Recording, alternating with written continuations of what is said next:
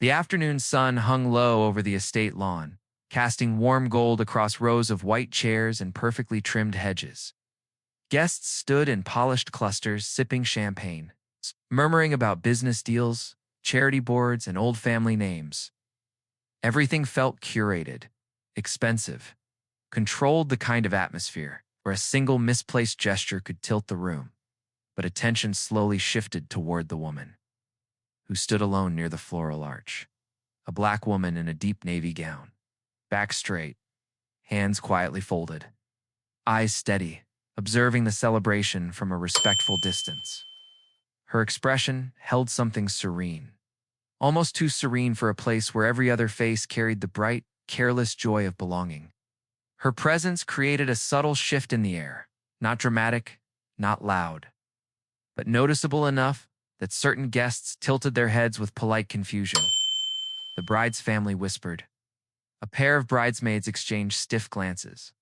One older guest narrowed her eyes, the corners of her mouth tightening as if something felt out of place. In the middle of it all, she remained perfectly still. Her body language was poised yet deliberately small, as if she knew exactly how much space she was allowed to take, and she honored that boundary with painful precision. She stood like someone used to being present but invisible, around people who smiled with their lips but not their eyes. Behind her, a light breeze moved across the lawn, rustling petals and nudging the hanging lights that were strung from tree to tree. The atmosphere held a tension that didn't match the music playing softly from the speakers. It felt like a held breath, a crack forming beneath a polished floor. A waiter approached with a tray of glasses. She stepped aside automatically, her motion gentle, apologetic. Familiar, the reflex of someone accustomed to moving out of the way before anyone even had to ask. Not a single guest thanked her for the courtesy. Their eyes passed through her, not to her. Yet something about her face told a deeper story. There was a calm strength, a patient sadness, a flicker of memory behind her eyes, like she had been here before, or somewhere painfully similar. Across the lawn, the groom stepped forward, adjusting his cufflinks. Preparing to greet a line of well-wishers, his posture was confident, commanding. But his gaze drifted just for a moment toward the quiet woman standing alone. He froze. Not visibly enough for the guests to notice, but enough that his breath caught. A recognition, a sudden weight, a memory resurfacing with unexpected force. He took a step closer, and with that single movement, the air shifted again subtly, uneasily, as if the wedding itself sensed that something was about to happen that didn't belong in a place. Built on perfect images and controlled emotions. No one knew why the groom was staring at her, but in the next moment, every hidden truth at this wedding would begin to unravel. The ceremony had ended only minutes ago, yet the crowd still buzzed with the energy of celebration. Laughter bounced between the linen-draped tables, silver cutlery gleamed, and the photographer directed guests into picture-perfect poses. Everything looked effortless, the kind of wedding where wealth wasn't flaunted because it had always been assumed. But around the woman in the navy gown, there was a quiet ring of distance. Guests didn't walk near her unless they had to. Their smiles tightened when their eyes accidentally met hers. Some nodded politely, then instantly turned away. It wasn't open hostility. It was something colder, quieter, socially acceptable, the kind of avoidance born from generational habits and subtle prejudice. The kind that could be denied if spoken aloud, yet felt unmistakable when standing in its center. She held her clutch close to her ribs, fingers silently tightening around the fabric as her eyes scanned the crowd. Her posture remained perfect, but a tiny tremor passed through her breath. Not fear, not surprise. Something older than both, an endurance learned over many years. A young bridesmaid tried to slip past her and muttered an excuse without looking up. A middle-aged man in a tuxedo paused as if he wanted to ask her something, but then reconsidered and drifted away. An elderly couple stared, not harshly, but with the kind of puzzled curiosity. That said, they were measuring whether she belonged. The unspoken verdict, she didn't. Behind her, soft strings played a gentle melody, but the atmosphere near her felt heavier. As though the music couldn't quite reach the space she occupied. She inhaled slowly, grounding herself. Her gaze moved toward the reception tent, her shoulders lowered by a fraction, not relaxed, no, but resigned. She wasn't here to cause waves. She wasn't here to be seen. She was here because she had been invited. Quietly, formally, almost. Reluctantly, a flicker of memory crossed her eyes. A classroom chalkboard. A young boy hunched over a desk, the echo of her own voice reminding him gently to stay focused. It lasted only a heartbeat before she blinked it away.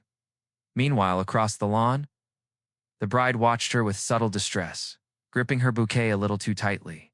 She leaned toward her maid of honor, whispering low, and received a whispered response that made her lips part in uneasy confusion. Someone else was watching too, the groom's mother. Her expression stayed composed, but her jaw clenched the moment her gaze touched the woman in the navy dress. The tension in her shoulders betrayed something deeper than simple curiosity, something closer to alarm. She whispered to her husband, and his posture stiffened. And yet, the woman who absorbed all this energy didn't move. Her face remained soft. Her posture stayed elegant. Her presence felt impossibly dignified despite the coldness pressing around her. She had been judged before she had even arrived, but she had come anyway. Across the lawn, Ow! the groom took another slow step toward her, a step he hadn't explained to his family, a step that would soon change everything. No one at that wedding knew why she had come, but the groom did, and he was about to break the silence they'd all depended on. The groom moved through the clusters of guests with a focus that didn't match the light celebration around him. People reached out to clap his shoulder, offer quick congratulations, or a joke about honeymoon plans, but he slipped past them with polite nods, barely slowing. His expression was calm, yet his eyes held a sharpness that hadn't been there moments earlier. He wasn't walking toward his bride, not toward his parents, not toward his groomsmen, waiting for the next round of photos. He was walking toward her. The woman in the navy gown noticed the shift before anyone else. Her posture straightened almost imperceptibly, chin lifting a fraction. Not out of confidence, out of caution. She had seen this look before, the moment someone approached with a question they weren't sure they wanted answered. The breeze carried the sound of laughter from the cocktail tables, but around her, the air grew strangely still. A few nearby guests paused their conversations to glance over, curious why the groom was veering away from the traditional flow of post-ceremony duties. His footsteps slowed as he reached her. His breathing tightened. His fingers twitched once at his side, the only sign that he was bracing himself for something heavy. Her facial expression softened, though uncertainty flickered behind her eyes. She offered a polite smile, the kind practiced by someone who has learned to make others comfortable in moments when she herself is not. He stopped just inches from her, studying her face as if confirming a truth he'd carried for years. His body language shifted from confident host to someone standing at the edge of an emotional precipice, shoulders tensing, chest rising and falling with a quiet surge of memory around them. The guests sensed something unusual. The bride turned from a conversation, watching with parted lips. The groom's mother stiffened, staring with mounting alarm. A whisper rippled through the nearest group. Why is he talking to her? The woman lowered her gaze briefly, collecting herself. Her expression turned still, almost professional, revealing the instinct of someone used to stepping into difficult spaces with grace, but there was no hiding the subtle tremor in her fingers. He said her name softly, not loud enough for the guests to hear, but with a reverence that made her blink. Her entire body froze, her shoulders locked, her breath stopped. Her eyes lifted with a shock she tried and failed to disguise. He remembered her name, a name he should not have known. Not here, not today. Not as a groom surrounded by hundreds of guests from a world she had never been invited into. Her heart thudded once. It's painfully hard. A flicker of disbelief crossed her face, followed by something deeper, a wound she'd buried long ago, suddenly exposed to the light. For the first time since arriving, she looked directly into his eyes, and recognition erupted between them like a silent explosion. The groom's single whispered word shattered the quiet. Distance, and every watching guest sensed that this was the beginning of something none of them were prepared to confront. For a moment, the world around them blurred, the clinking glasses, the murmured congratulations, the distant hum of wedding music. Everything softened into a backdrop as the groom and the woman faced one another, caught inside a silent, unexpected gravity. The woman's face shifted first. A small intake of breath, tremor beneath her eyes, tightening at the edge of her mouth as she tried to compose herself. Her body reacted before her mind allowed her to feel anything fully, spine straightened. In careful precision, the way someone does when they're bracing for an emotional impact they cannot afford to show. He watched her closely, too closely for a man who had just exchanged vows. Conflicted emotion rippled through his expression. Guilt, gratitude, disbelief, and a quiet ache that made him seem suddenly younger. He whispered something else. A soft acknowledgement, almost an apology, and the woman's eyes closed for a brief second, a reflexive flinch of memory. Behind them, the guests observed with growing discomfort. A younger bridesmaid frowned, nudging her friend. The best man took a step forward as if to intervene. The groom's mother's face drained of color, hands clenching around her champagne flute. None of them knew the story, but the intimacy of that moment was unmistakable. The woman's internal world shifted like sand under bare feet. She felt the familiar weight of old wounds pressing against her chest, the memory of a small classroom, with peeling paint, a child sitting alone in the back row, and her gentle voice urging him to try one more time. She had taught hundreds of students, lifetimes of names, faces, stories, but only a few carried the kind of heaviness that never left, and he had been one of them. She remembered the scrapes on his knuckles from playground fights he never started, the way he flinched when adults raised their voices, the hunger he hid behind excuses, the silence he kept his armor. She remembered sitting beside him during lunch, sharing her sandwich because he always insisted he wasn't hungry, even as his stomach growled. She remembered staying late after school helping him sound out words he was ashamed to misread in front of the class. He had been kind. He had been bright. He had been hurting. And most of all, he had been alone in a world that dismissed him long before. He had a chance to prove himself. Her throat tightened now as she saw the man he had become. Polished suit, steady posture. Surrounded by wealth and respect, yet looking at her with the same vulnerable eyes she'd once seen in a child who didn't know if he mattered. A wave of disbelief washed through her. He remembered her name. After all these years, he remembered her face, her voice, her care. On his wedding day? Why? Across the lawn, the bride watched with growing confusion, her grip on her bouquet tightening until her knuckles whitened. She couldn't hear the words, but she could read the tension. She didn't like what she saw. The groom inhaled slowly, gathering courage. His expression hardened with resolve, a man preparing to do something that would unsettle every person watching. He reached out, offering his hand, not casually, not politely, with intention and without meaning to. The woman's breath hitched. She felt the past and present collide. Her memories of the vulnerable boy. His memories of the only adult who had treated him with dignity, the crushing pressure of dozens of judgmental eyes watching from the shadows of the celebration. She hesitated. 1 second. 2, 3. Then, with a quiet exhale, she placed her hand in his. Every guest turned. Every conversation stopped. The moment their hands touched, the wedding didn't just pause. It braced for the truth he was about to pull into the light. Their hands met with a soft, steady grip. Nothing dramatic, nothing exaggerated. But in a room built on appearances, smallest gesture can land like a THUNDERCLAP. The woman felt an involuntary tremor run through her fingertips. She tried to pull back, but his hand remained firm, respectful, anchoring her in a moment she never asked for, but couldn't escape from. Her face tightened, eyes flicking downward, as if trying to retreat behind her calm exterior. The groom, however, didn't look away. His body language shifted, no longer distracted host, no longer polished son of an affluent family. He stood, taller, shoulders set, breathing deep as if pulling courage from someplace long buried. His jaw clenched, not in anger, but in determination around them. The social atmosphere twisted sharply.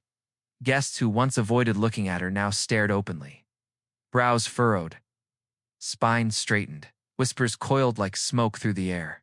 The bride, still frozen a few feet away, took a half step forward. Her expression hovered between confusion and something more fragile, fear of losing the spotlight, fear of something she didn't understand unfolding in front of her. The groom's mother's hand flew to her chest. For a second, her mask slipped, revealing something raw beneath.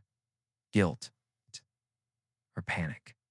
The father's eyes darkened, his jaw grinding as he watched his son publicly acknowledge someone the family had clearly hoped would remain unseen.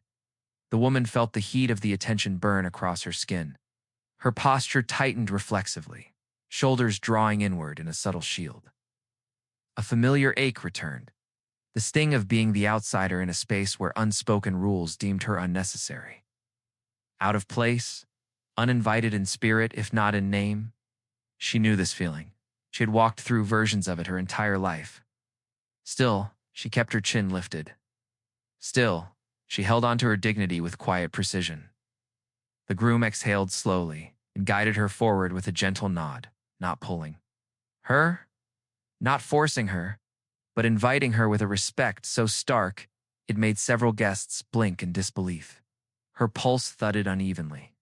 Each step felt like walking deeper into a storm, but she moved with measured grace, aware of every pair of eyes tracking her, weighing her worth, questioning her presence. The photographer who had been capturing candid joy all afternoon lowered his camera, unsure if he was witnessing a private moment or the beginning of a public fracture in this pristine celebration. The groom stopped at the center of the lawn where everyone could see. He didn't raise his voice. He didn't make a speech. He simply stood beside her, turning his body slightly so no one mistook this for a passing interaction. It was a statement, a declaration made in silence. People exchanged glances, nervous, skeptical, searching for context. What was she to him? Why was he giving her this attention?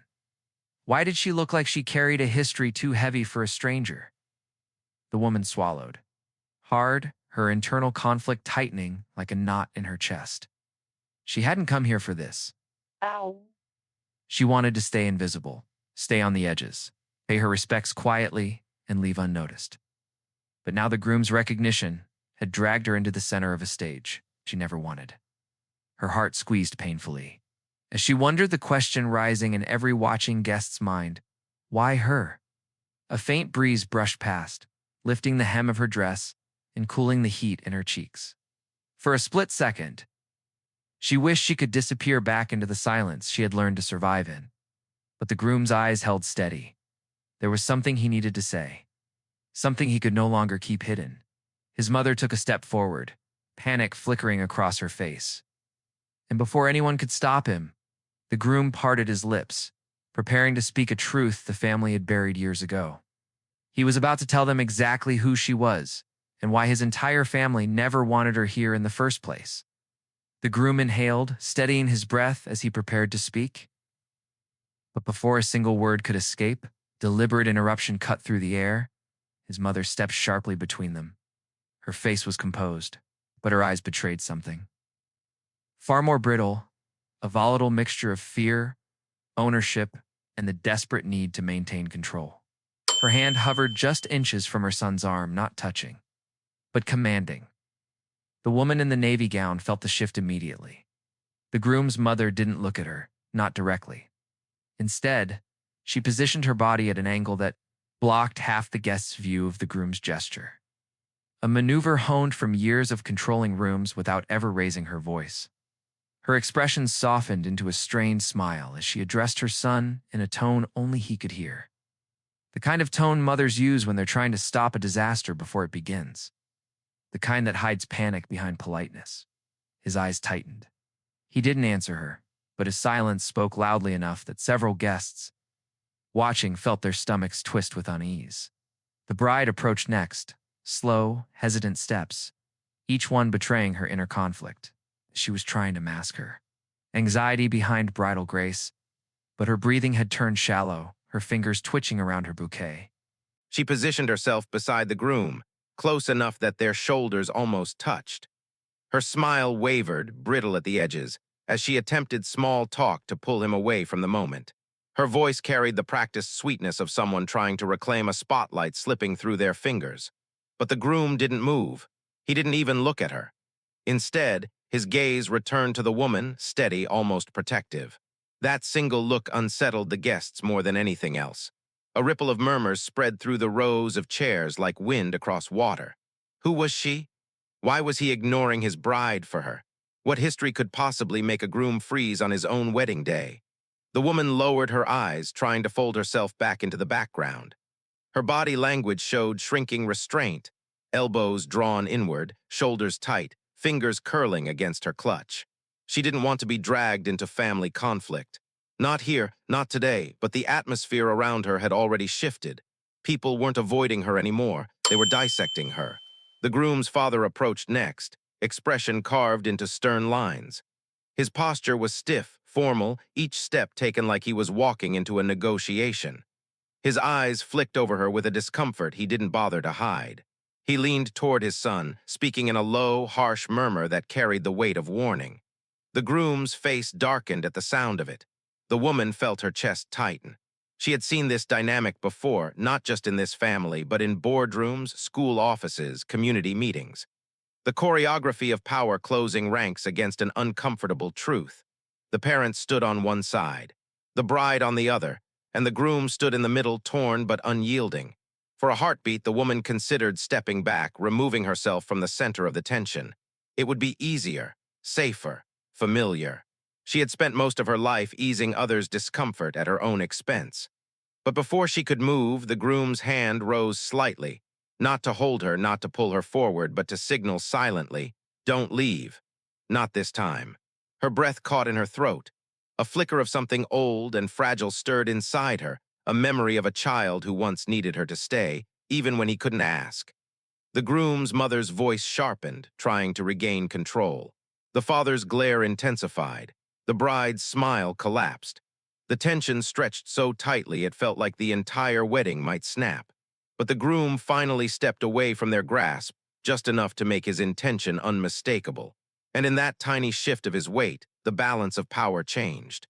For the first time all day, his parents realized they were losing control, and they had no idea what truth he was about to unleash in front of everyone.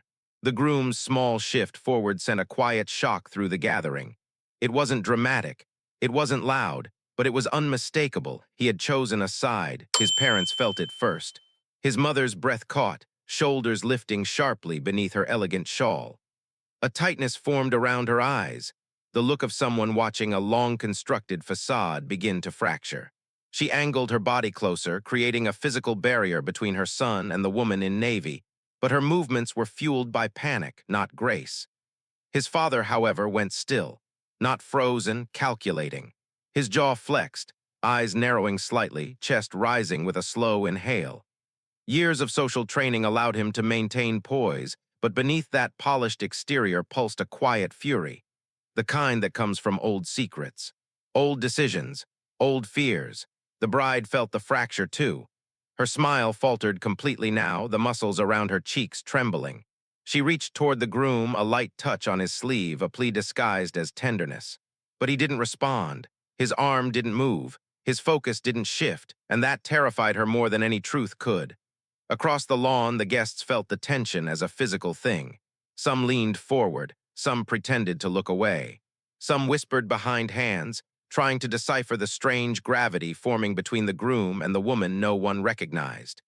In the center of it all, the woman stood painfully still. Her eyes were lowered again, her posture drawn inward, carefully contained, her breathing shallow beneath the soft fabric of her dress.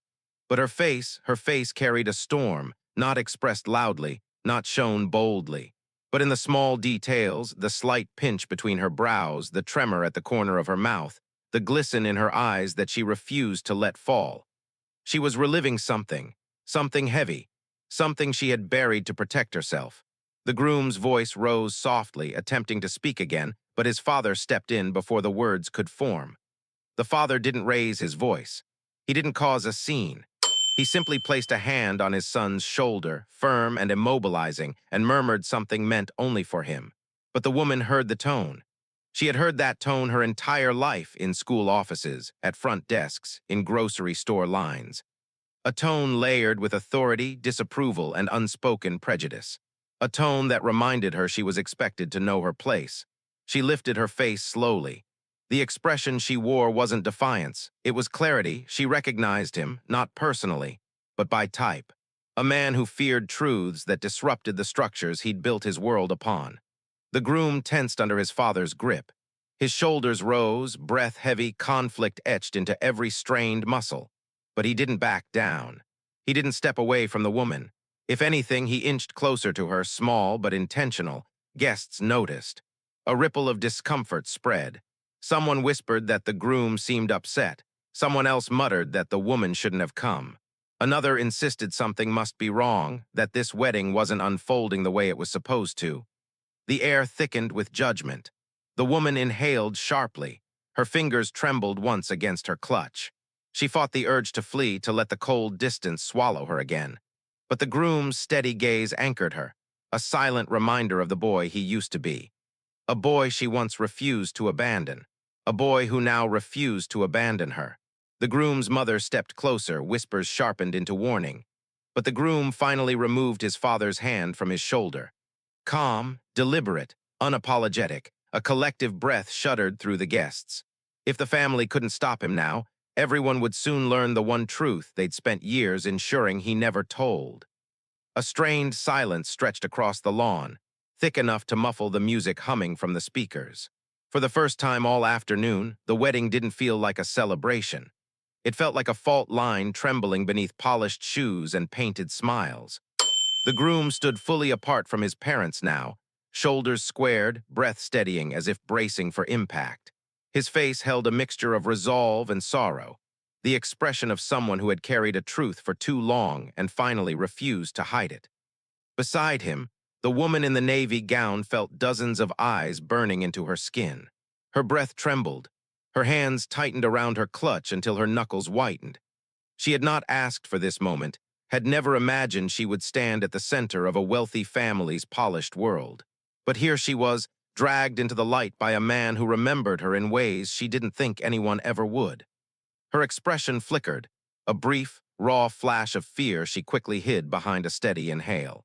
Her body language softened into defensive stillness, the kind born from years of moving quietly through places where she was tolerated but never welcomed. Yet beneath that practiced restraint, her pulse pounded with old shadows and old wounds. The groom turned slightly toward her, his eyes softening with a familiarity that stunned several watching guests. This wasn't curiosity. This wasn't polite interest. This was recognition, deep, emotional recognition, from a place no one else at that wedding could understand. His bride felt it too. She stood just behind him now, bouquet trembling slightly in her grip. Her smile had collapsed entirely. Her eyes flicked between the woman and her groom, each look feeding a quiet dread that took hold beneath her ribs. Her posture stiffened, chin high, shoulders tense, but her inner world spun with confusion she could no longer disguise. She leaned forward, whispering something strained, trying to pull him back into the narrative everyone expected from him. But he didn't move. His silence answered for him. His father clenched his jaw, gaze locked on his son with a brewing desperation. His mother watched the woman with an expression that hovered between denial and unspoken guilt, a guilt she was working desperately to bury beneath a veneer of composed discomfort. Around them, guests shifted uneasily. Someone whispered that the groom looked upset. Another muttered that the woman didn't seem like a guest of their status. Someone else wondered aloud why the groom knew her name at all. The judgment tightened like a circle around her. The woman felt her throat close for a moment, a swirl of shame and memories rising uninvited. Flashbacks flickered. The school hallway she once walked through every morning, the sound of pencils scratching on desks, a quiet boy sitting alone at lunch. Her chest ached with an emotion too complex to name. But she didn't look away. She held her head high even as her pulse trembled, even as whispers thickened, even as the atmosphere darkened around her. The groom finally broke the silence, not with words but with a step. He moved closer to her, not dramatically, not defiantly, just close enough that no one could pretend this was accidental. The bride's breath hitched, the parents stiffened. Guests leaned forward, and the woman's heart dropped, knowing the moment she had hoped to avoid had arrived. He extended his hand again, this time not as a greeting but as a bridge, a deliberate gesture made in full view of the people who had shaped his entire life. Her body swayed with shock. Her eyes widened for just a second. Her breath broke in her chest. She hadn't expected this. She never expected this. His mother stepped forward quickly, panic sharpened in her eyes. His father began to raise a hand as if to physically intervene. The bride's lips parted in disbelief, but the groom didn't stop. He gently, deliberately touched the woman's hand. The lawn seemed to exhale in stunned silence. And just as every guest absorbed that impossible sight, the groom drew in a breath, ready at last to reveal the secret that would shatter the wedding's perfect image. The groom stood with his hand still resting over hers, fingers steady, breath slow, and controlled as if he knew the entire wedding was holding its breath with him. The gesture wasn't loud, wasn't flamboyant, but it was undeniable. A line drawn in full view of every person who had spent the afternoon pretending not to see her. The woman's face softened in a way she hadn't allowed all day. Not relief, not comfort, but a quiet, aching recognition that this moment, terrifying as it was, meant something deeper than she could yet understand. Her body trembled once beneath the weight of the attention. She straightened her spine to steady herself, but her shoulders gave away the truth. She felt exposed, outnumbered, and painfully remembered in a place that had already judged her the moment she stepped onto the lawn. The groom looked at her with a mixture of gratitude and dread. He wasn't afraid of her. He was afraid of the truth he'd kept buried, afraid of what his family had done, afraid of how many years had passed before he got the courage to say her name out loud. His mother reacted first. She reached forward quickly, grasping his arm in a tight, urgent grip, a warning disguised as maternal concern. Her expression stayed composed, but her eyes burned with panic. She murmured something sharp enough to make the groom flinch, the kind of whispered command that came from years of controlling narratives behind closed doors. But he didn't step away. His father's expression hardened next, shifting from discomfort to a cold, unmistakable resolve. He stepped forward, planting himself firmly between the couple and the woman, as though proximity alone would erase the connection forming before his eyes. But even from behind him, the woman could feel the pressure of his resentment, heavy, suffocating, the kind that carried history. The bride hovered a few feet away, gripping her bouquet so tightly the stems bent. Confusion twisted through her expression, confusion mixed with fear, mixed with a painfully quiet realization that this moment had nothing to do with her. Even she could sense that this wasn't a romantic entanglement. This was something else. Something older, something the groom had carried long before she ever met him. Guests murmured, shifting between curiosity and discomfort. Who was this woman? Why did he look at her like that? Why were his parents terrified?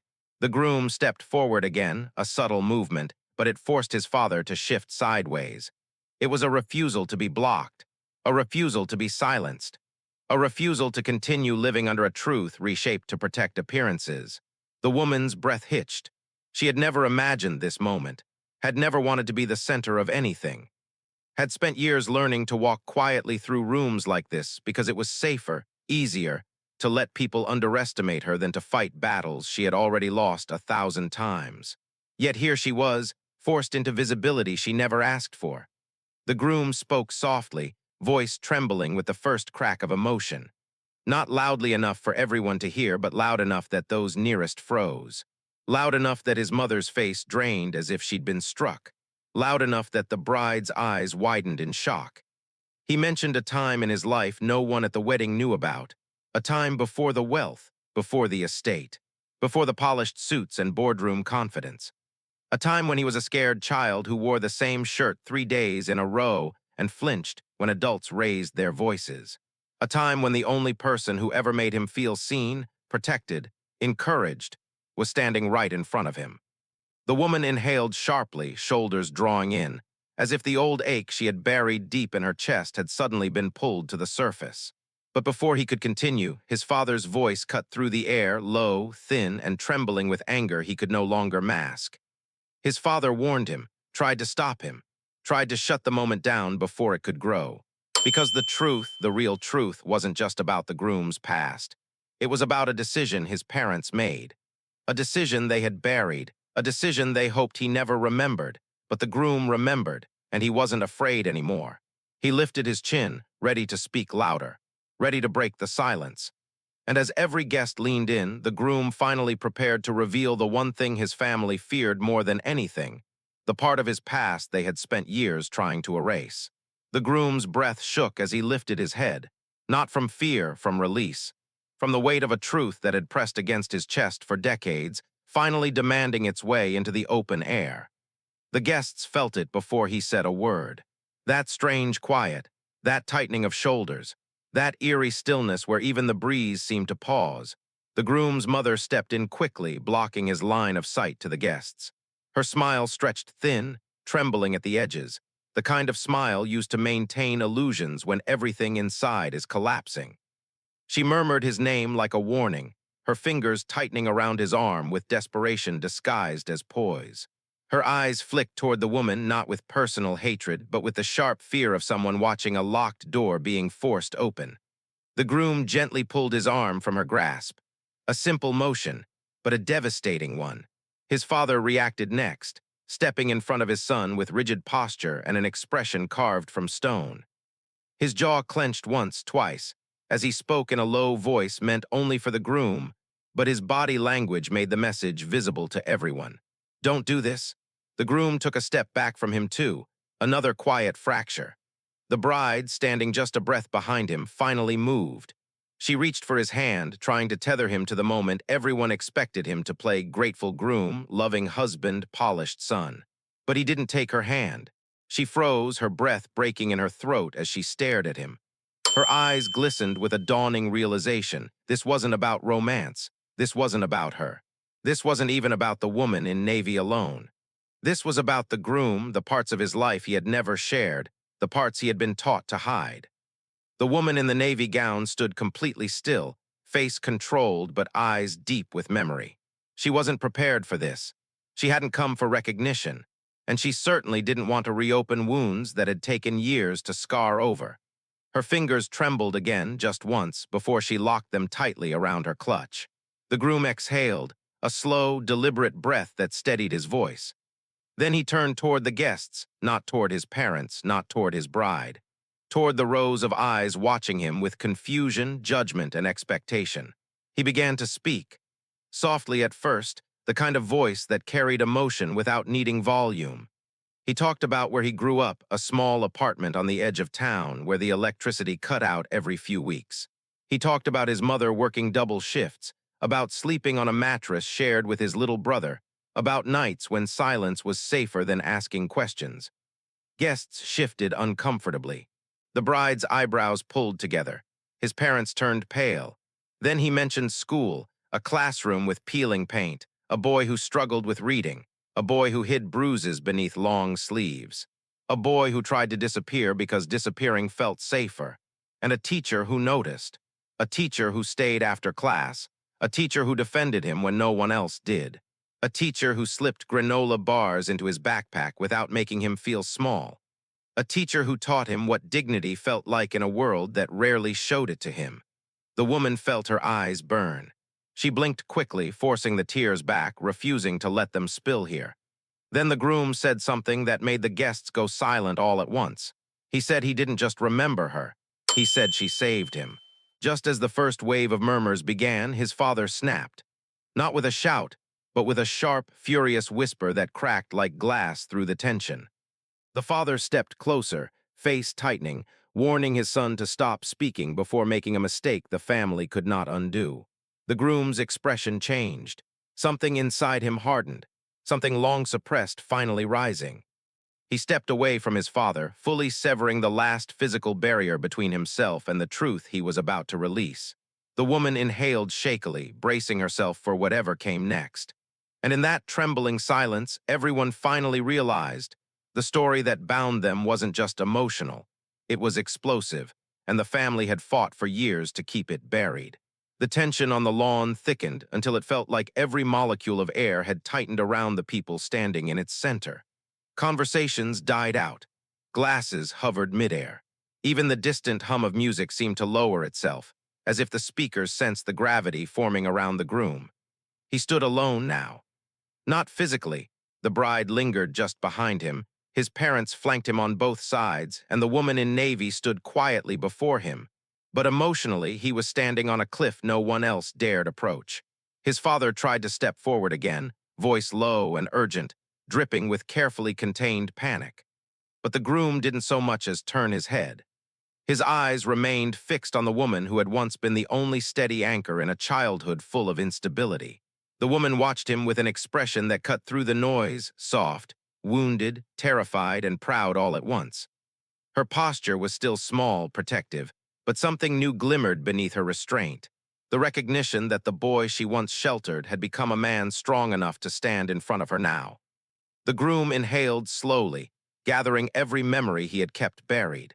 He told the guests there was a reason he remembered her name, a reason she meant more than any teacher ever had, a reason his parents had never spoken of her, not once, in all the years since.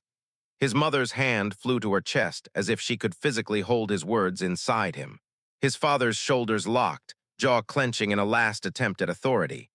But the groom continued, his voice thick with emotion he could no longer hide. He told them about the day she found him in the hallway crying because he had been sent home again for discipline issues. He told them how she refused to believe the story other teachers told about him, the one where he was a troublemaker instead of a child hiding bruises under his sleeves. He told them she walked him to the counselor's office and demanded they investigate. The woman's breath faltered. She remembered that day, too, the fear in his eyes, the silence in his throat, the way he flinched when she touched his shoulder. But she had never known what happened after.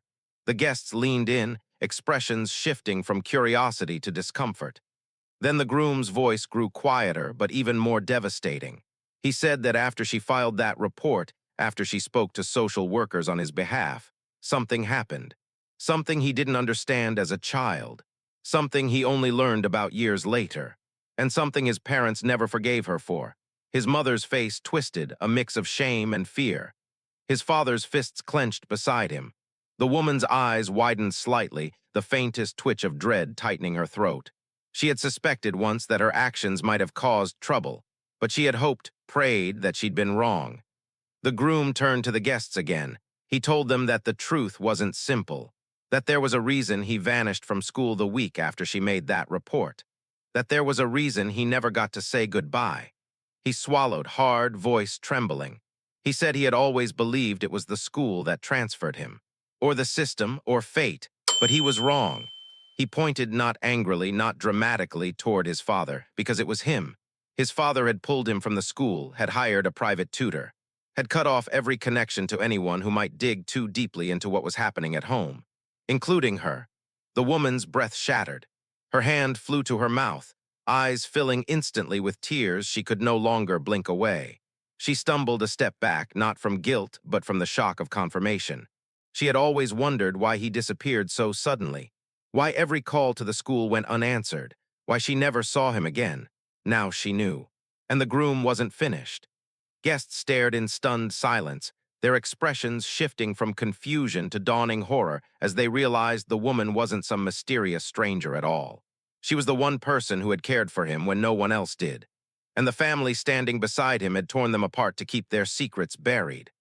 The groom's father opened his mouth to protest, but the groom lifted a hand, calm, steady, unyielding, stopping him cold. Then the groom looked at the woman again, voice breaking in the middle of the lawn. He said he survived because of her. He said he succeeded because she believed in him. He said she was the first person who had ever made him feel safe. The woman's tears spilled freely now, her body trembling under the weight of emotions she had locked away for half a lifetime. And the wedding guests, the people who minutes ago whispered judgments about her, were now witnessing a truth that none of them had been prepared to face. But just as the groom tried to continue, his father stepped forward with a final act of desperation, one that would detonate the next layer of truth and push the wedding past the point of no return. The groom's final words still trembled in the air when his father surged forward, not stumbling, not shouting, but moving with the rigid urgency of someone watching a dam crack and trying to seal it with his bare hands. His face was drained of color, his posture rigid, his breathing sharp and fast beneath the fabric of his suit. He didn't look at the guests. He didn't look at the woman. He didn't even look at his wife. His eyes locked only on his son, wide, frantic, pleading and commanding at the same time. A man terrified of a truth he could no longer control. He grabbed the groom's arm, not roughly, but with enough force that the gesture made several guests flinch. His voice came out in a low, trembling tone, barely disguised behind the calm veneer he tried to maintain. The groom froze, not because he feared his father, but because he recognized the feeling behind that grip. It was the same grip he remembered from childhood, the same grip that used to silence him, the same grip that once told him he had no right to speak. The woman in the navy gown felt her stomach knot painfully. Her breath caught in her throat as she saw the old dynamic flare up before her.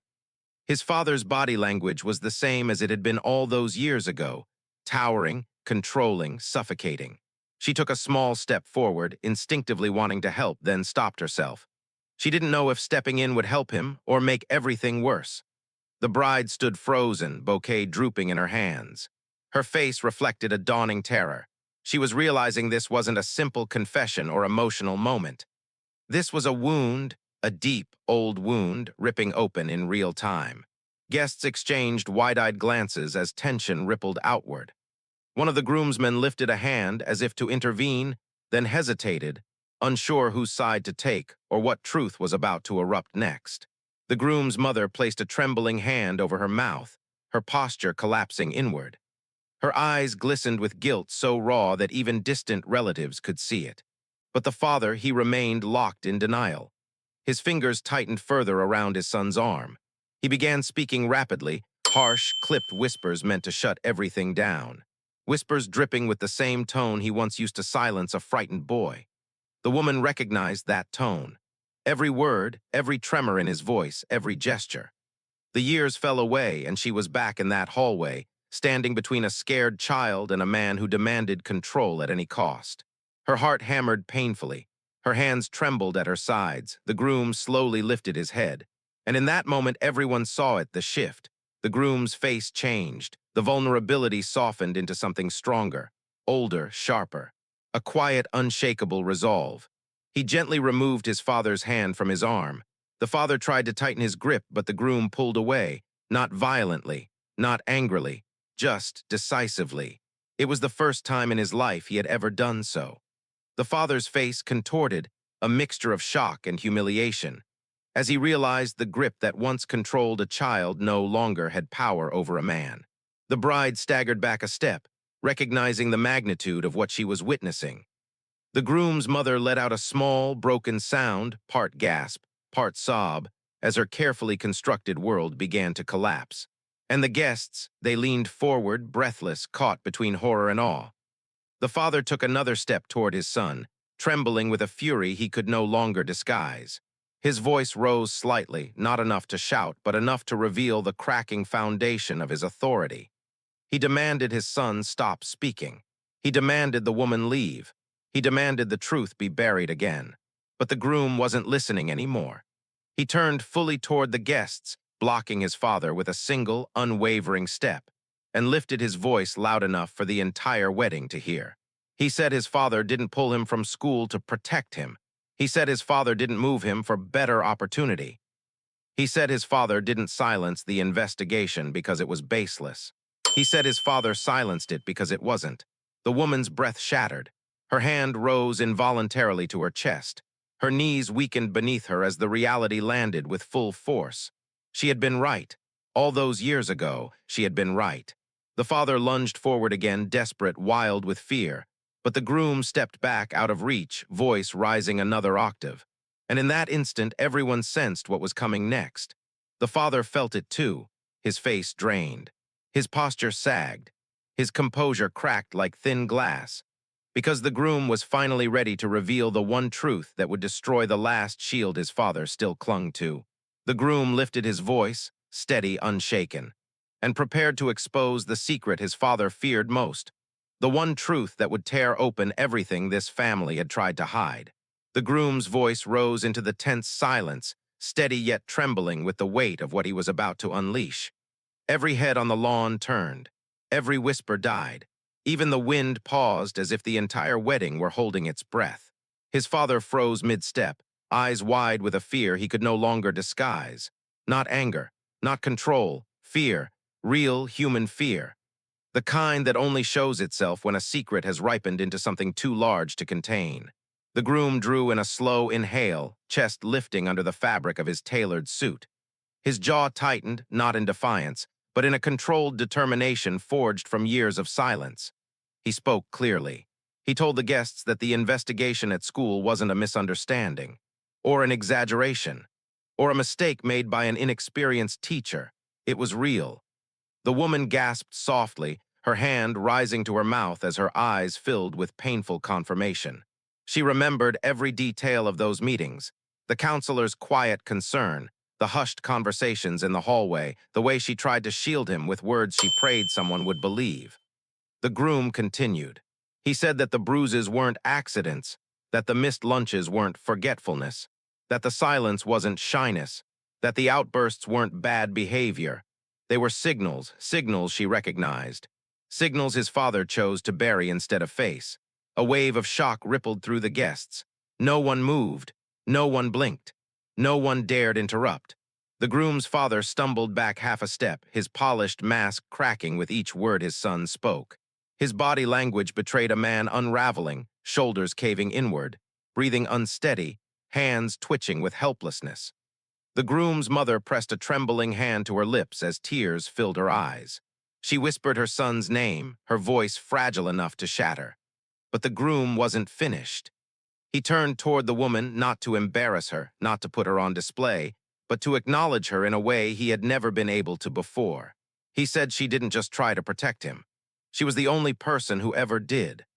The woman's knees weakened, and she took a tiny, instinctive step back, not away from him, but away from the tidal wave of emotion that threatened to pull her under. Her eyes glistened with a mix of heartbreak and something brighter, something she refused to name. He said that after she filed that report, the social worker came to his home. And the truth of his living conditions, the truth she had always suspected, was exposed. Gasps spread among the guests like a ripple of electricity. The groom swallowed, hard, voice tightening with emotion. He remembered the shouting, the threats, the arguments between adults behind closed doors. He remembered being shoved into a car with no explanation, no goodbye, no chance to tell the only person who had ever stood up for him that he didn't want to leave. He remembered fear, and then he remembered silence. His father looked around, chest rising and falling too fast, scanning the guests' faces for any sign of support. But no one moved, because even without details, everyone understood. His father had shut the investigation down, had pulled him from school, had cut him off from the one adult who had tried to save him, had buried the truth beneath money, influence, and fear. The groom's mother began to cry openly now, shoulders shaking in a way she tried to hide but couldn't. A lifetime of silence pressed down on her, heavy and unforgiving. The bride clutched her bouquet with trembling fingers, her face pale with disbelief. She reached for the groom again, not to stop him, but to steady herself as the man she thought she knew revealed a childhood she had never imagined. Guests exchanged horrified glances. This wasn't just a dramatic moment. This wasn't just a confession. This was a family legacy collapsing in real time. The groom looked back at his father. His expression softened, not with forgiveness, but with finality. He said that every success he achieved in life, every scholarship, every award, every step that lifted him from the life he came from, existed only because she believed in him first. The woman's tears fell silently, streaking down her cheeks. Her body shook once, overwhelmed, and the father he broke. His knees buckled slightly, his shoulders sagged, his face crumpled as the truth he had fought so hard to bury finally pierced through his polished exterior. Guests watched in stunned silence as the groom took a step away from his father, not to escape him, but to remove himself from the shadow he had lived under his entire childhood. He moved closer to the woman now, standing beside her with a quiet, protective presence that made the bride and his parents tremble. And just as the truth settled over the stunned crowd, the groom revealed there was still one more piece, the part of the story his parents never expected anyone to hear, especially not at his own wedding. A heavy silence spread across the wedding lawn as the last echoes of his words faded. The guests stood frozen, as if waking from a dream they hadn't agreed to witness. Even the children playing near the reception tent had gone still, sensing an emotion too large for their young minds to understand. The groom stood beside the woman now, not touching her, not making a scene, but close enough that his body formed a quiet shield between her and the crowd that had spent the entire afternoon avoiding her. His posture had changed. The timid hesitation from earlier was gone. The vulnerability in his voice had hardened into clarity. The fear that had once shaped him as a child no longer controlled him. He was no longer speaking to his father. He was speaking despite him. The father staggered back a step, gripping the edge of a nearby chair as if the ground beneath him had shifted. His expression flickered wildly, anger, denial, panic, before collapsing into something raw and unfamiliar. Exposed fragility, his world had been built on silence, on control, on truth buried beneath reputation. And now, in front of everyone whose respect he valued, that world was crumbling. The groom's mother wept into her hands, her shoulders shaking with grief too long suppressed. Years of guilt, years of pretending not to know, years of convincing herself that silence was protection, all of it unraveled in a single trembling gasp. The bride stood motionless, bouquet hanging low at her side. Her face shifted in slow-motion realization. The man she loved, the man she had vowed to spend her life with, had carried a childhood of pain she had never imagined. And more painfully, she realized he had been forced to hide it, not from her, but from his own family. Her breath trembled as she stepped closer, not reaching for him this time, but trying to understand the truth he was navigating with shaking strength. The woman in the navy gown felt the weight of the moment settle over her like a wave. She had prepared herself for judgment the moment she stepped onto this lawn. She had braced for whispers, cold stares, the familiar push of social exclusion. But she had never prepared for this.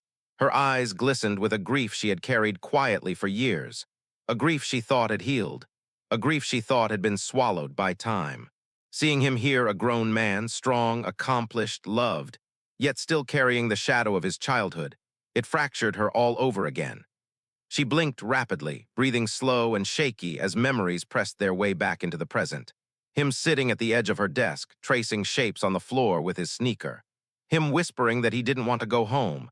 Him asking if he could stay in the classroom during lunch, just for today.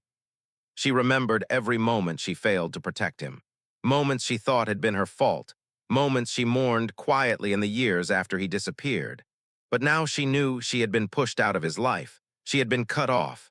Not because she was wrong, but because she was right. The groom exhaled, then lifted his voice again, softer, heavier, carrying the fragile edge of a truth he had avoided for years. He said the investigation she started didn't just frighten his father. It threatened to expose something far deeper, something the guests were not prepared to hear. He said that when the social worker arrived, when questions began, when the truth began to surface, his father didn't react with fear of misunderstanding. He reacted with fear of accountability. The groom paused. His throat tightened. His eyes glistened. His breath caught for a moment as he pushed through a memory his body remembered too painfully. He said that in those days, those long, terrifying days, his father wasn't the cold, distant man standing before him now. He was worse. Guests gasped quietly. Some covered their mouths. Others stepped back as if struck by an unseen force. His father's face turned ghost white. His knees shook. His hands raised instinctively as if he could physically stop the truth from leaving his son's lips. But the groom kept speaking. He told them he remembered the shouting, the slamming doors, the nights spent hiding under blankets, the fear that lived in his stomach like a fist. And then he said the words no one expected to hear. He said the social worker didn't disappear willingly. She was dismissed, transferred, removed from the case. Because his father had influence, connections, power that prevented the investigation from continuing, power that erased his bruises from the file, power that pushed him into silence. The woman's knees nearly buckled. She remembered the social worker. She remembered her determination. and she remembered with sickening clarity that she never saw that woman again after that week. The groom swallowed hard, voice trembling as he looked at the crowd. He said his father didn't save him from danger. He saved himself from exposure. A collective gasp swept across the wedding. The father's control shattered. The mother collapsed into a chair. The bride covered her mouth with trembling fingers. The guests stared as truth tore the flawless exterior of this wealthy family apart. The groom took a final step toward the woman, a gesture of quiet loyalty, acknowledgement, and gratitude that rooted itself in the center of the lawn like a declaration. And just as the father attempted a final desperate denial, the groom looked at him with steady, devastating clarity, ready to reveal the last piece of the story, the one truth that would end every lie forever. The father's denial sputtered from his lips before he could control it, a sharp, broken sound that cut through the air. It wasn't coherent. It wasn't confident. It wasn't even dignified. It was the sound of a man losing his last grip on a story he had spent years manufacturing. He lifted a trembling hand toward his son, as if trying to gather the scattered pieces of his authority and force them back into place. But nothing in his posture conveyed strength anymore. His suit hung awkwardly, shoulders slumped, his breath uneven. The guests could see him unraveling not because of the accusation, but because he knew it was true. And so did she. The woman in the navy gown took a small, unsteady breath, her chest rising sharply as a realization carved itself into her mind. She had always wondered why he had vanished so suddenly. Why no one returned her calls. Why every attempt to reach him was met with silence. Now she knew. It had never been fate. It had never been oversight. It had been engineered. Her eyes wavered with a mixture of heartbreak and fury, her body trembling with the shock of seeing the consequences of her intervention laid bare in front of hundreds of strangers. The groom turned fully toward his father now. His posture changed, tall, grounded, rooted like a man who had spent years learning how to stand without collapsing under the weight of buried trauma. His father opened his mouth again, trying to speak over him, but the groom lifted a hand, stopping him cold. The gesture wasn't aggressive. It wasn't loud. It was worse. It was final. The father froze mid-breath, as if his son's palm had pushed straight against the last fragile piece of his dominance. A soft gasp rippled through the crowd. The bride clutched her bouquet with trembling fingers, her face pale and disoriented as she watched the man she married transform before her eyes, not into someone new, but into who he had always been beneath the silence. The groom turned toward the guests. His voice lowered. He wasn't shouting anymore. He didn't need to. His tone alone carried every scar, every memory, every injustice that had shaped him. He said he had one final truth to share. The father staggered forward, whispering a desperate plea, "Don't say it, not here, not today." But the groom continued. He said that after he was pulled from school, he didn't stop thinking about the woman in the navy gown, the teacher who saw him when no one else did. He wondered if she knew what happened, if she knew he hadn't left willingly, if she knew he'd never had the chance to say thank you. His voice cracked with the weight of years. Then he said something that made the woman's entire body freeze. He said that the report she filed wasn't the only one. Her eyes widened, breath caught. He said the social worker filed a second report, the one that mentioned terms like ongoing concern and risk indicators. The one that didn't disappear quietly. The one that required a follow-up. The woman felt her heartbeat slam against her chest. She remembered the social worker's determination. The way she said, "We're not done yet." The way she said, "He deserves a safe environment." The way she said, "I'll see you next week." She never came back. The groom said the second report demanded a welfare visit, one that couldn't be ignored, not even with influence. And that was the moment everything changed. His father's face twisted, eyes wide with dread. Because the groom revealed the truth, his father didn't just pull him from school, he moved him overnight, no notice, no forwarding address, no explanation. The groom turned toward the woman, his voice shaking, and said he remembered sitting in the back of the car, crying silently into his sleeve, begging to stay just until he could say goodbye to her. The woman's knees buckled. A choked sound escaped her lips. Her hand flew to her heart. For a moment, the pain of that confession rippled across the crowd like a physical force. Guests looked away, unable to bear the rawness of it. The bride pressed a trembling hand to her mouth. His mother broke into quiet sobs. The father stared at the ground, shoulders collapsing under the truth he could no longer outrun. But the groom wasn't finished. He said that the second report, the one filed by the social worker, didn't just disappear. It resurfaced. Years later, attached to a case file that revealed everything she fought for had eventually come to light, long after she was gone, long after he was moved, long after the truth was forced into the system through other channels. That file acknowledged her, by name, by action, by impact. He told her the file said she was right. She wasn't imagining the signs. She wasn't overstepping. She wasn't wrong. He said she had been the only adult in his life who protected him when it mattered. The woman finally broke. Her body shuddered, tears spilling freely, her hand rising toward her face as a lifetime of guilt, grief, and uncertainty dissolved into a single, overwhelming truth. She did not fail him. Not then. Not ever. The groom's voice trembled as he stepped closer, not touching her but letting the closeness speak. He said that everything he became, every success, every accomplishment, every step away from the life he had been born into was because she taught him what dignity felt like. His father made a small, strangled sound, the sound of a man watching the last remnants of a lie crumble. And just as the father tried to step forward again, the groom lifted his voice with one final revelation, the one truth that would collapse every last piece of the wedding's fragile silence. The father took a shaky step forward, mouth opening with one final desperate plea, a sound raw enough to make even the guests recoil. His voice cracked under the pressure of a truth he knew he could no longer outrun. His fingers curled as if trying to grasp the last corner of the story he once controlled. But the groom didn't move. He stood still, planted, unshaken, like a man who had spent years preparing for the exact moment when he would finally stop bending to fear. The lawn was silent, utterly silent, not a whisper, not the rustle of a dress, not the clink of a glass. Even the breeze held still, as if the world itself paused to witness what was about to be spoken. The woman in the navy gown wiped at her tears with trembling hands, but new ones continued falling, trailing down her cheeks like memories resurfacing after years of being buried. Her breathing came shallow and uneven. She had braced for pain, but not for a truth so heavy it made her knees weaken beneath her. The guests watched her with stunned expressions. The woman they had avoided, judged, and dismissed the moment she stepped onto the lawn was now the axis of the entire wedding. The bride stood pale and motionless, bouquet nearly slipping from her fingers. Her heartbeat thundered against her ribs as she realized the truth was spiraling far beyond anything she had imagined. She looked at her groom, really looked at him, and saw a man carrying the weight of a child he once had been.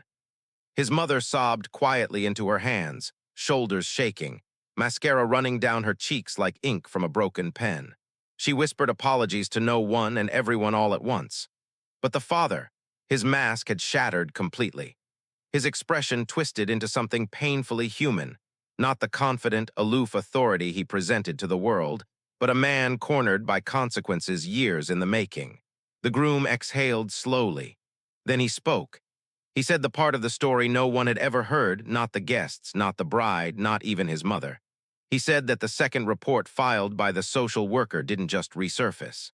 It triggered a follow-up investigation years later. And that investigation revealed something his father had dedicated his entire life to hiding. A truth that explained everything. Why he was moved overnight, why every adult involved suddenly vanished, why no one ever told him the real story. The groom's father shook his head slowly, shaking so violently his cufflinks jingled. His lips parted in a faint whisper of denial. But even he knew nothing could stop what was coming. The groom continued. His father had not silenced the investigation to protect his family's reputation. He had silenced it because the records showed signs that weren't caused by poverty or schoolyard fights or childhood clumsiness. The bruises, the fear, the missed lunches, the flinches, the silence, they pointed to one thing, and his father had known it. The guests gasped in horror. The bride pressed a trembling hand to her mouth. The mother collapsed into tears so deep she couldn't stand. The woman in navy took a step back, her breath breaking into pieces. She had suspected many things, but she had never allowed her mind to travel to this final possibility.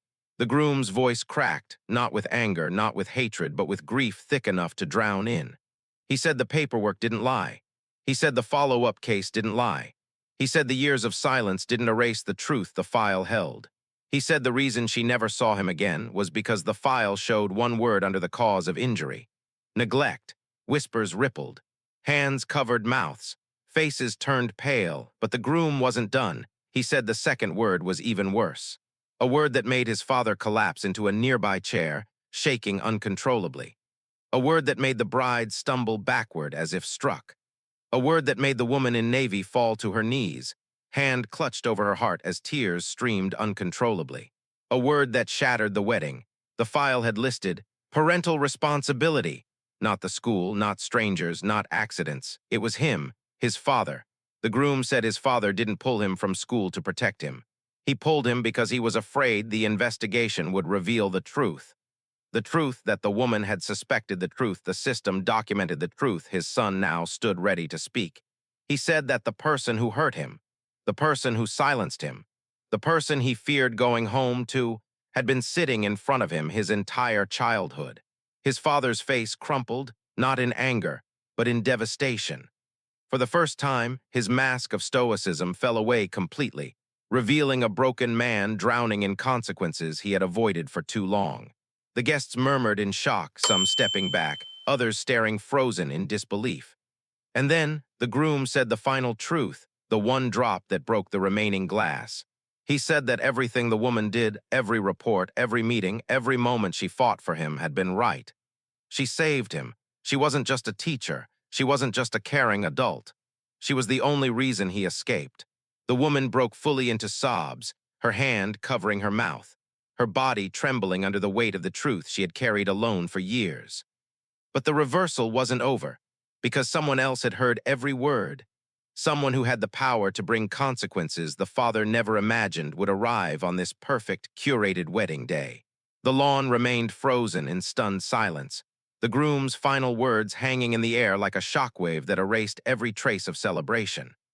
Guests stood in rigid rows, their formal clothes suddenly feeling too tight, too bright, too inappropriate for the raw truth that had just been dragged into daylight. The father slumped in a chair near the aisle, his hands trembling uncontrollably. He looked smaller now, not physically, but in spirit.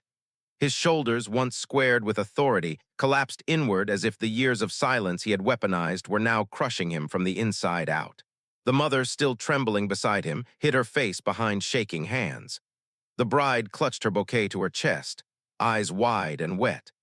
The woman in navy knelt in the grass, tears running freely down her cheeks, her dignity battling the avalanche of emotion threatening to pull her under. But then a quiet, deliberate movement broke the stillness. From the back row, a man stood, not a relative, not a friend, not a random guest, a man with a slim folder tucked beneath his arm, a man with an expression far too serious for a wedding, a man no one had noticed until now. He wasn't dressed like the others. His suit wasn't flashy, wasn't decorated with silk pocket squares or polished cufflinks. He carried no champagne, no smile, no social interest. He looked like someone who had come here for a different reason altogether. His steps were measured, his eyes sharp, his jaw set with restrained purpose. The woman in navy looked up through her tears, and for a moment her expression twisted with surprise, recognition flickering in the corners of her eyes. Because she had seen him once, years ago, in a cramped office with buzzing fluorescent lights, sitting across from her as she clutched a file no one wanted to acknowledge, asking questions she prayed someone would finally care about. But he had been young then, new to the job, overworked, underauthorized. He couldn't save the boy then, but he was older now, sharper now. And he wasn't hiding his credentials anymore. He took another step forward. Guests shifted, unsure who he was, unsure why he was here. The father's head jerked up at the sound of gravel crunching under the man's shoes. His face drained of what little color he had left. He recognized him, too. The groom turned slowly, breath tightening, as if bracing for the next tremor in this already ruptured world. The stranger stopped at the center of the lawn. He opened the slim folder, not dramatically, not theatrically, just decisively. Inside was a single sheet of paper. Old, stamped, official. The father inhaled sharply, hands clutching the arms of his chair, because he knew exactly what that document was, a copy of the second report, the one he buried, the one he silenced, the one that refused to die. The man's voice was calm, resonant, carrying easily across the lawn. He said he hadn't planned to come today. He said he wasn't invited. He said he had attended quietly from the back, expecting nothing more than a wedding he didn't belong in. But when he saw her step onto the lawn, the woman in navy, he recognized her immediately. How could he not? She had been the only teacher who refused to accept silence, the only one who stayed late in his office pleading for help, the only one who fought a system that fought her back. He went on. He said the second report wasn't just filed. It wasn't just reopened years later. It wasn't just a footnote in a dusty archive. It became part of a larger case, a case he eventually ended up leading, a case centered around neglect, concealment, and obstruction. The father lurched to his feet, legs trembling. The mother gasped. The bride stumbled away in shock. Guests stared as the stranger stepped closer. He said that legal matters move slowly, painfully slowly, but they move, and eventually they reach their conclusion. The father shook his head, mouthing words no one could hear. His entire body trembled like a tower about to collapse. But the man continued speaking, voice steady, unwavering, authoritative. He said that the case had been concluded, reviewed, finalized. He said that he held in his hand a summary of findings. Findings that matched everything the groom had just said. Findings that validated everything the woman had tried to expose. Findings that placed full responsibility where it always belonged. The man closed the folder quietly. Then he said the words that shattered the father completely. He said the case had been referred for potential charges. The father stumbled backward as if struck, collapsing into the chair behind him with a broken, strangled sound. The guests recoiled. The mother sobbed louder. The bride covered her ears, unable to breathe. The woman in navy pressed her hand against her heart, tears spilling anew. The groom stood frozen, torn between grief, justice, and the unbearable weight of the moment. And then the man said there was one final part of the file, a detail he had never understood until today. And it involved the woman in navy in a way none of them could have imagined. The man in the simple suit held the folder with both hands now, not for dramatic effect, but with the solemn weight of someone who understood the magnitude of what he was about to reveal. His posture was steady, shoulders squared, expression set with quiet conviction. The guests leaned forward unconsciously, unable to look away. They had come for a wedding. Now they were witnessing a reckoning. The father sat crumpled in the chair, his hands shaking so violently he could barely grip the fabric of his trousers. His eyes darted between the stranger and his son, panic swirling beneath the surface like a trapped animal. He knew what was coming. He could feel it. He had feared this moment for years. The mother sobbed openly, tissues shaking between her fingers. The careful poise she spent a lifetime perfecting had dissolved completely. The bride stood frozen, bouquet forgotten. Her breath ragged as she watched her husband confront the ghosts of his childhood with a strength she had never seen before. And the woman in the navy gown? She stayed on her knees, tears streaking down her face. But her eyes, swollen, trembling, stayed fixed on the man holding the file. Something inside her recognized him. Not his face, not his name, but his posture, his presence, the gravity he carried. She knew with a visceral, instinctive certainty that this man held something she had been waiting to know for years. The man inhaled deeply. He said that when the old case resurfaced, when the file was reopened and cross-referenced, one detail stood out. One note at the bottom of a page. One line that made no sense to him at the time. A line that mentioned her, by full name. The woman pressed her hand against her chest as if to steady her heart. He said the file noted that years after she filed the initial report, someone, a former student, a colleague, a parent, submitted a reflection letter to the district. Not a complaint, not an accusation, a testimony. A testimony about her, her character, her dedication, her years of service, her consistency in advocating for vulnerable children, her role in creating safe spaces for students who had nowhere else to go. A testimony that directly contradicted the narrative the father had used to dismiss her concerns all those years ago. The father groaned softly, burying his face in his hands. But the man wasn't finished. He said the testimony was so detailed, so heartfelt, so well documented that it had been flagged in the system as significant educator note. He said the school district reviewed her entire record. They found no misconduct, no false reports, no exaggerations, no disciplinary actions, just a long list of commendations. Children she had mentored, lives she had changed, students she had protected. The woman's lips parted in disbelief. She had never known. No one had ever told her she'd been vindicated. No one had ever said her actions mattered. She had carried years of guilt, believing that maybe she had been too forceful, too intrusive, too naive. But now, hearing that her name had been cleared, her chest shook with a new wave of emotion. The man stepped closer, his eyes softening. He said the district not only validated her concerns, they documented that her efforts had been pivotal in reopening the investigation years later. Pivotal, the word struck her like a physical force.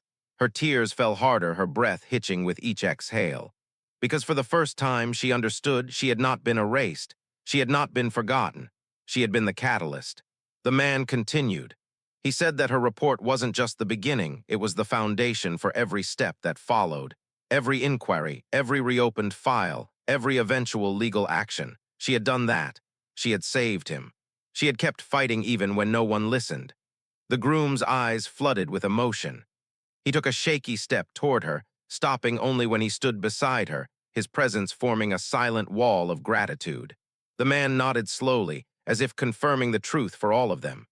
He said the district had reached out to her last known address, her last known phone number.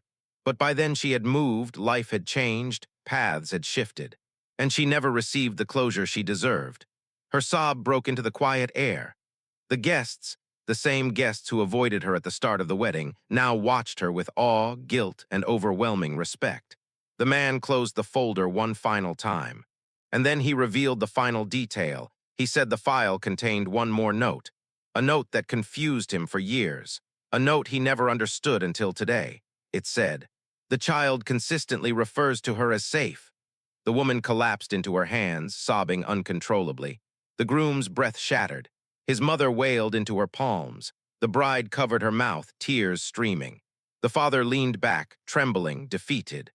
The lawn fell into a silence so profound it felt holy. And then, as the weight of the truth settled, the man said there was one final designation in the file, one that redefined everything she thought she had been to him. The man in the modest suit held the closed folder against his chest, fingers curling around the edges as if anchoring himself before releasing the final truth. His eyes lifted slowly, moving from the trembling groom to the woman crumpled in the grass, to the father shaking in his chair, to the crowd frozen in a stunned, breathless tableau.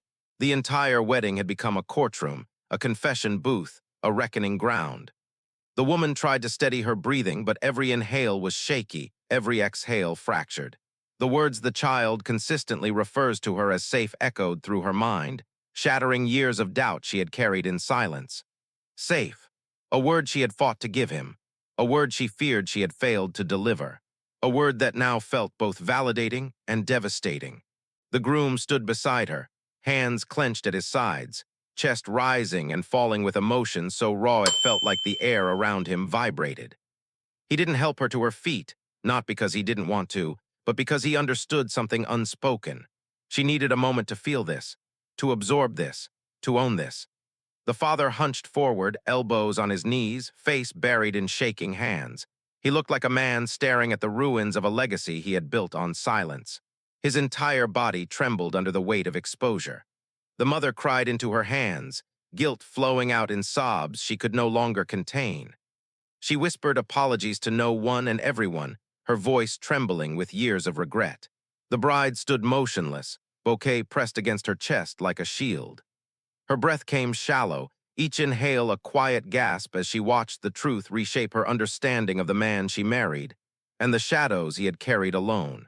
Then the man in the suit spoke again. He said there was one more note in the file, one final designation.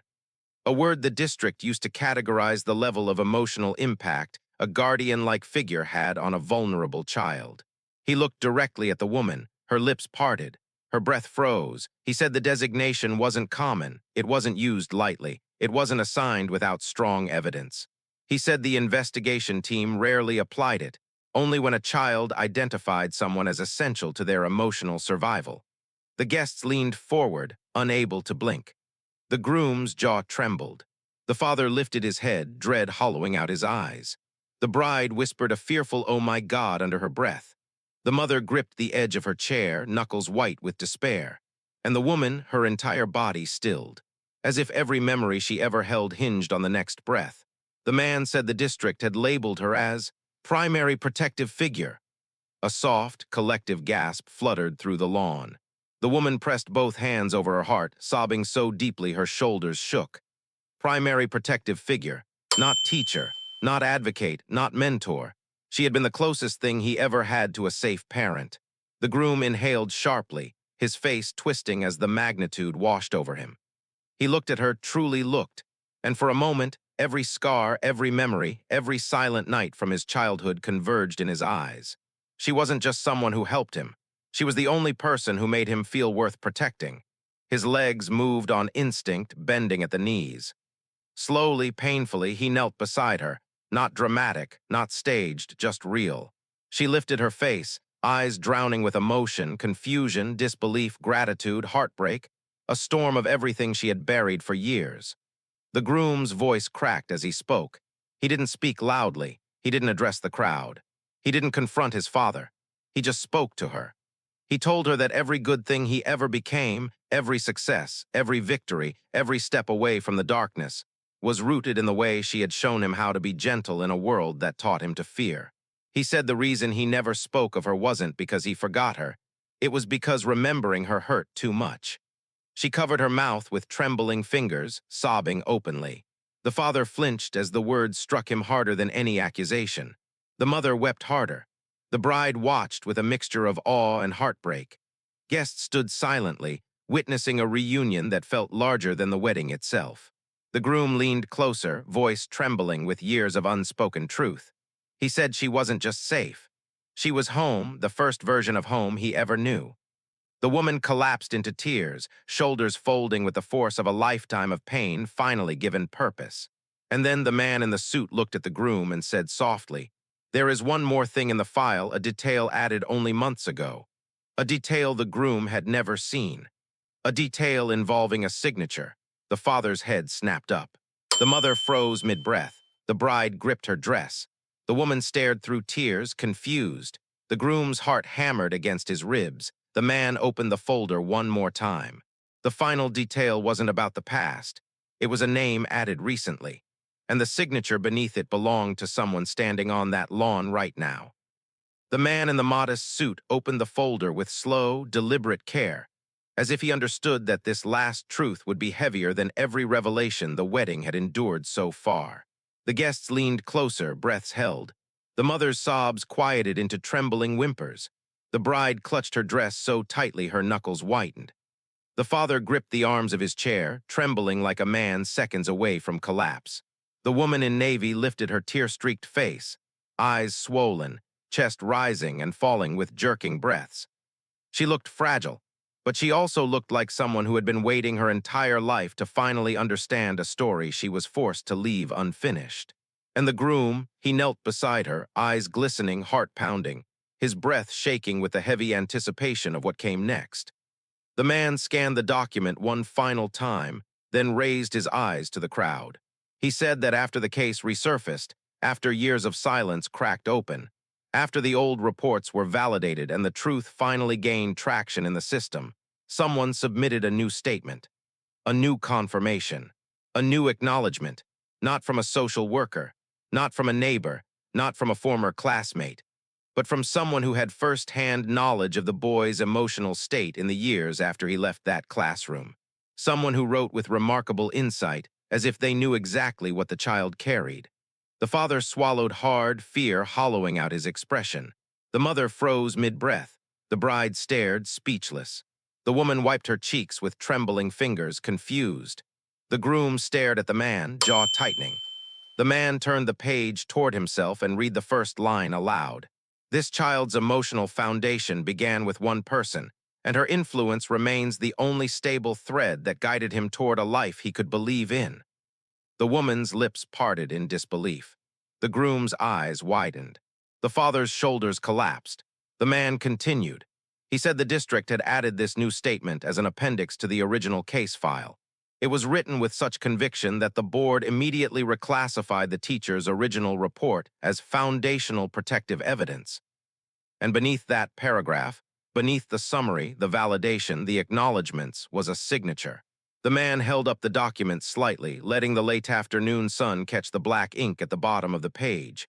He said the signature belonged to someone on this lawn. The guests gasped. Voices murmured in shock.